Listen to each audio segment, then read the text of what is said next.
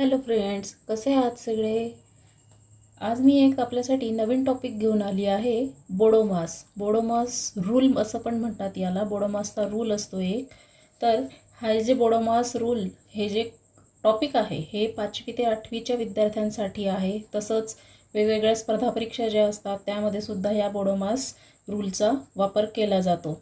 तर म्हणजेच बोडोमास रूल म्हणजेच काय, तर मग आपण जे इक्वेशन आपल्याला गणितामध्ये येत असतात त्याच्यामध्ये वेगवेगळे ऑपरेशन्स असतात. ऑपरेशन्स म्हणजे वेगवेगळ्या क्रिया, बेरीज, वजाबाकी, भागाकार, गुणाकार असे वेगवेगळे ऑपरेशन्स असतात. तर मग सगळ्यात अगोदर काय सोडवायचं, बेरीज करायची, वजाबाकी करायची, भागाकार करायचा, सगळ्यात आधी कोणती क्रिया करायची, कोणती नंतर करायची, सगळ्यात शेवटी कोणती करायची, हे आपल्याला ह्या बोडोमास रूलवरनं समजणार आहे. त्यालाच मराठीमध्ये कौ, चे, भा, गु, बे, व असंही म्हणतात. इंग्लिशमध्ये बोडोमास पटकन लक्षात राहील. कसं असतं मग आता हे बोडोमास बघू आपण. तर याच्यातला बी म्हणजे ब्रॅकेट असतो. ब्रॅकेट म्हणजे कंस. हे कंस असतात. कंसाचे 4 प्रकार आहे.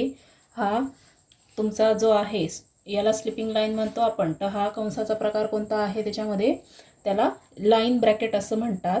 लाईन ब्रॅकेट, बार ब्रॅकेट असं सुद्धा म्हटलं जातं.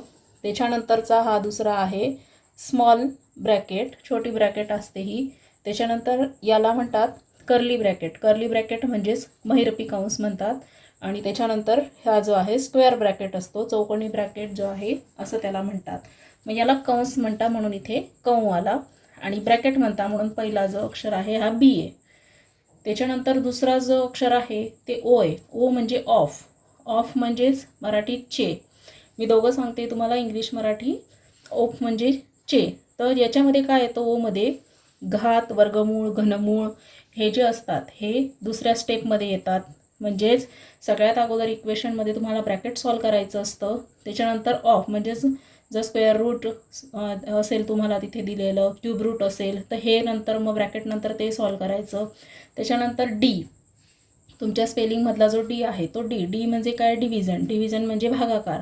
मग ऑफ नंतर मग भागाकार सॉल्व करावा लागेल. त्याच्यानंतर एम. एम म्हणजे मल्टिप्लिकेशन. मल्टिप्लिकेशन म्हणजे गुणाकार. ए म्हणजे ॲडिशन, बेरीज. आणि एस म्हणजे सबट्रॅक्शन. अशा स्टेप बाय स्टेप तुम्हाला जे इक्वेशन दिलेलं राहील ते तुम्हाला सॉल्व करावं लागेल. तर हे एवढं लक्षात ठेवायचं. बोडोमास म्हणजेच काय असतं, तर bracket, of, division, multiplication, addition आणि सबट्रॅक्शन त्यांच्या फर्स्ट लेटरमध्ये सगळं येतं. म्हणून त्याला बोडोमास रूल असं तिथे म्हटलं जातं. मग हा रूल जो आहे तुम्हाला एक्झाम्पलवरनं लवकर समजेल. त्याच्यासाठी आपण काही एक्झाम्पल घेऊ बघा. तर हे एक्झाम्पल घेतले आहेत मी. आपण 1 बाय 1 एक सॉल्व करू हे एक्झाम्पल. बघा मग आता 2 + 3 इंटू ब्रॅकेट 4 - 2 दिला आहे आणि +5 दिला आहे.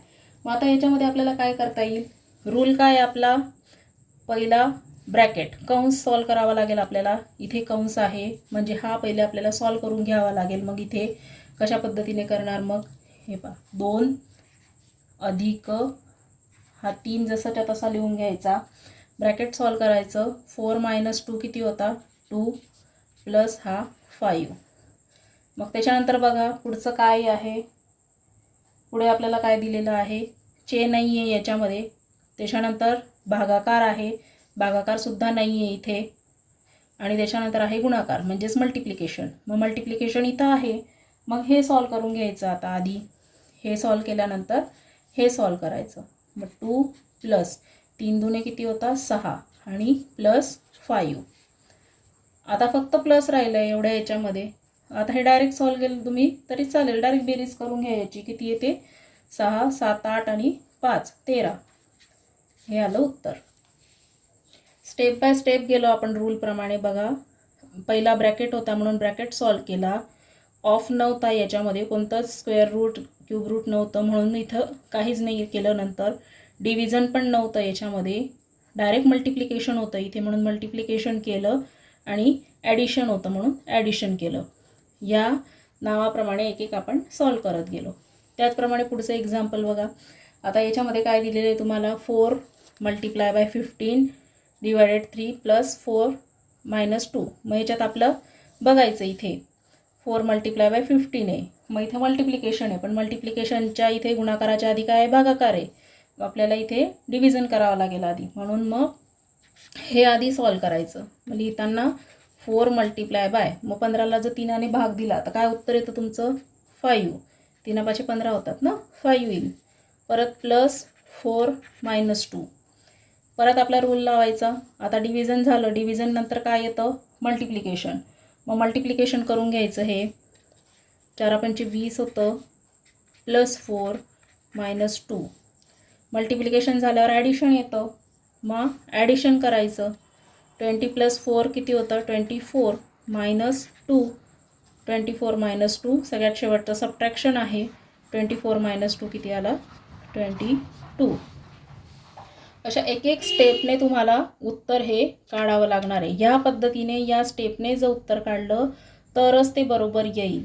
तुम्ही जर आधी इकडं बेरीज करून घेतली किंवा आधी गुणाकार करून घेतला आणि मग उत्तर काढत आले तर तुमचं हे शेवटचं उत्तर जे आहे ते चुकेल.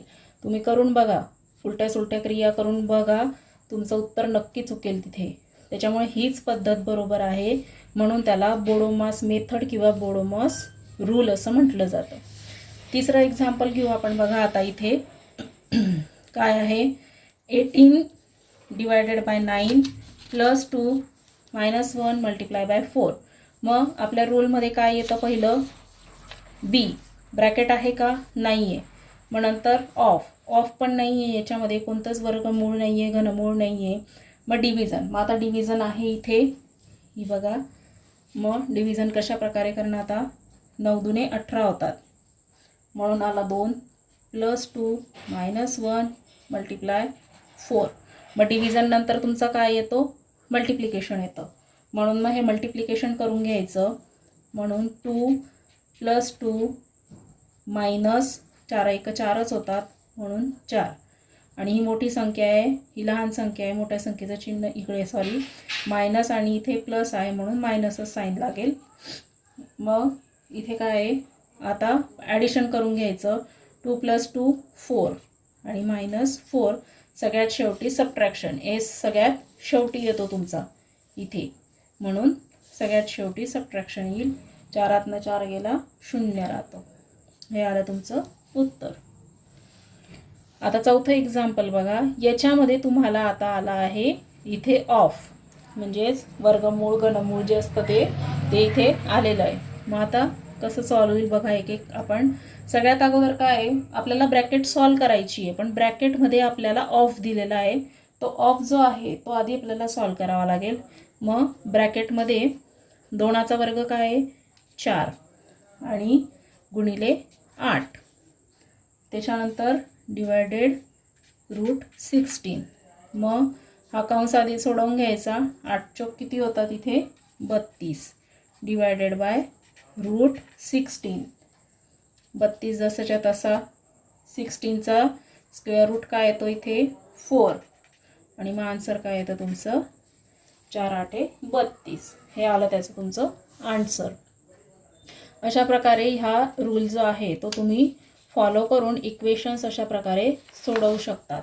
म्हणून नेहमी हा जो बोडोमासचा रूल आहे हा नेहमी लक्षात ठेवायचा तुम्ही. बी म्हणजे ब्रॅकेट, ओ म्हणजे ऑफ, डी म्हणजे डिव्हिजन, एम म्हणजे मल्टिप्लिकेशन, ए म्हणजे ॲडिशन आणि एस म्हणजे सबट्रॅक्शन. अशा पद्धतीने जर तुम्ही करत गेले तर तुमचे इक्वेशन कधीही चुकणार नाही, तुमचे उत्तरं कधीच तिथे चुकणार नाही आणि तुम्हाला चांगले मार्क्स मिळतील. चला तर मित्रांनो, व्हिडिओ आवडला असेल तर लाईक करा, शेअर करा आणि सबस्क्राईब करा. थँक्यू.